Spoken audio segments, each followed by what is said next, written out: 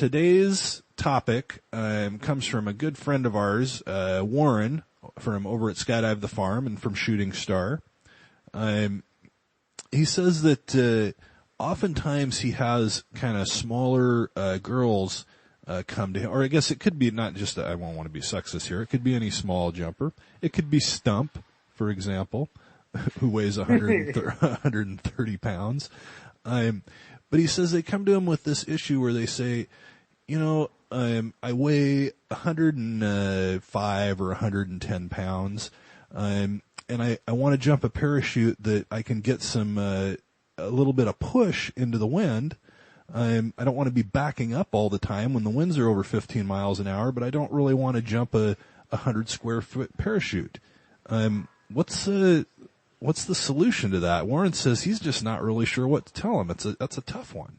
Yeah, at this point, there really isn't a good solution, because when you scale a parachute down, you're doing more than scaling the area.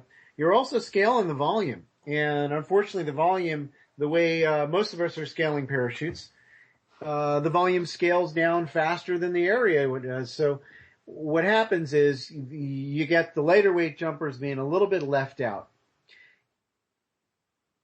To, let's say, 1 pound per square foot as your figure of conservative recommendation. All right, I don't want anybody to be over 1 pound per square foot.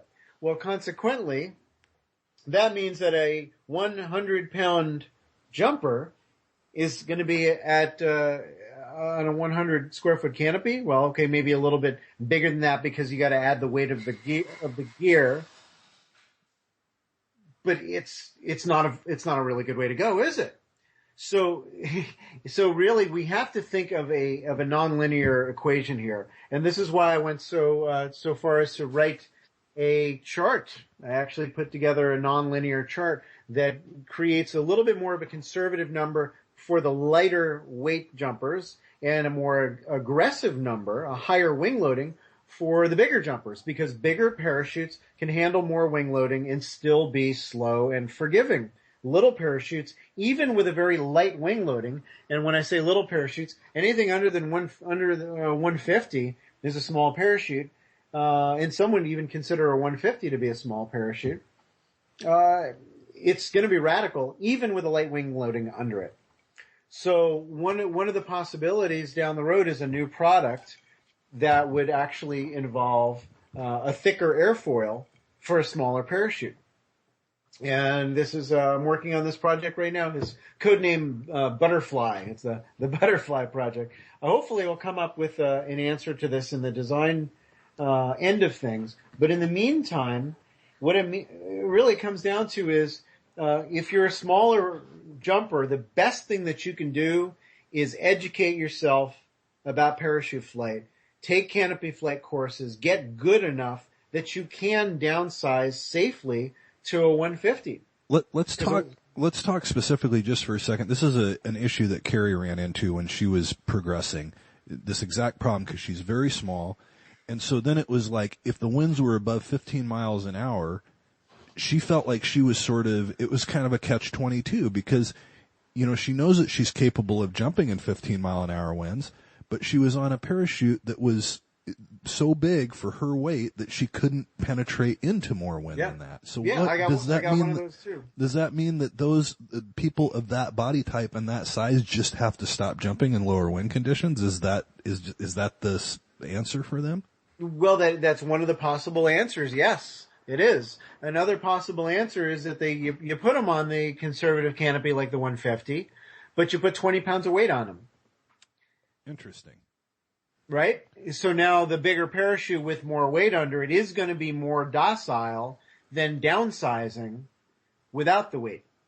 And that's maybe something that they're going to need in free fall too in most cases, right? In many cases, yeah, absolutely, for sure.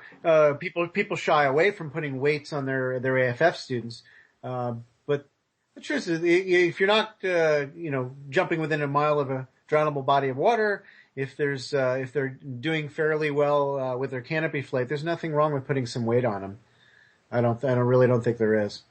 You just got to explain to them what the risks are if they go in the water. Maybe some kind of a quick eject system. I think that would be really smart, wouldn't it? Where you have some sort of explosive bolts or whatever that the thing goes flying off. I would hate to go into the water. I mean, you look at the swoop competitions now. A lot of these folks are wearing quite a bit of weight. Yeah. And if they sank it in a deep pond, they would not get out on their own for sure. So, but you're saying you're actively working on a design right now specifically to address this issue? Yep. Exactly. So in other words, taking the airfoil of the 170 and scaling the parachute down to a 150, but keeping the airfoil height similar to the 170, and likewise taking the 150, scaling it down, keeping the airfoil height. But I mean, that's a really oversimplified version of what I'm doing, and it's not the only part of the solution. There's also line length issues. Yeah, that's what I was just going to ask. That's part of what makes those smaller parachutes twitchier, right? Is that shorter line length? You have less distance to travel to get the same reaction. Is that right? As far as like a change of pitch or whatever. Yeah, that's very true. The further you are from the canopy, the slower things tend to be. It kind of dampens out your roll axis oscillations. But the longer the lines, the longer the recovery arc as well. So if I stick a longer line set on that, say 135 butterfly, and now the canopy is sort of a little more chill about the roll axis. If they hook it, they make it. It's now ground hungry. It's ground hungry. I've made a homesick bowling ball when I was trying to make a butterfly. So it's not an easy situation, and I think that it's going to continue to be something that we have to stay aware of. If it means staying on the ground and not getting hurt, that might be, the best of all possible options. If somebody doesn't have a lot of experience, they shouldn't be jumping in the wind anyway. Sure. So, yeah. All right. Well, Brian, good information as always. And I know Carrie's going to enjoy this one, at least in hindsight. More information on you. Let's talk about your YouTube page again. You got all kinds of great videos up there. Oh man, what you're doing right now, we should say that we're recording these safety firsts over Skype, and Brian has got all kinds of. He's got some pens sticking out of his nose, and he's got his wedding ring jammed into his eye. Conservative. Geez, serious put your guy. pants back on. Come on. Now that I didn't do. So. I've got this YouTube channel. I'm trying to get information out there about, how to pack your pilot chute in a saner way, how to fly your parachute and how to fly, with a kind of a calm heart, so there's a lot of, adrenaline management discussions on there too. So BS Germain is my YouTube channel. Brian Stewart is what that's short for, not bullshit. So. Brian, we'll talk to you on the next episode. Safety is no accident.